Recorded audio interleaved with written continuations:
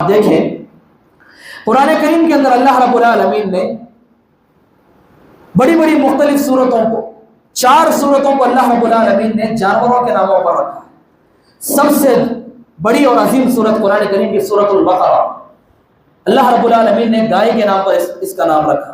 آپ آگے دیکھیں سورۃ النحل، اللہ رب العالمین نے شہد کی مکھی کے نام پر ایک سورت کا نام رکھ دیا۔ آپ آگے دیکھیں سورۃ النمل، چیونٹی کے نام پر اللہ رب العالمین نے ایک سورت کا نام رکھ دیا۔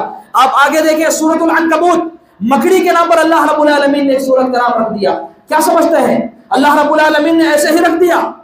کلام مجید، اس کائنات کی سب سے پاکیزہ، اس کائنات کی سب سے عظیم کتاب قرآن مجید، اس قرآن کریم کے اندر اللہ رب العالمین نے بڑی بڑی عظیم صورتوں کے ناموں کو جانوروں کے ناموں پر رکھ دیا۔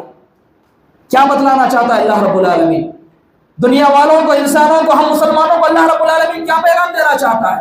وہ یہ پیغام دینا چاہتا ہے کہ اللہ رب العالمین نے اپنی عظیم کتاب کے اندر ان بے زبان جانوروں کے ناموں کو اللہ نے یہ رکھ دیا، اور ہمیں یہ بتلا رہا ہے کہ اس کائنات کے اندر یہ بے زبان جانور بھی اپنی مقصد تخلیق کو پہچانتی ہیں، اپنی مقصد حیات کو پہچانتی ہیں۔ اگر اس دنیا کے اندر اللہ کا انکار کرنے والے، اللہ رب العالمین کی دی ہوئی زندگی کا مقصد جن کو پتہ نہیں، وہ ہے انسان۔ آج انسان اللہ رب العالمین کی دی ہوئی زندگی کا مقصد پہچاننے کے لیے تیار ہے۔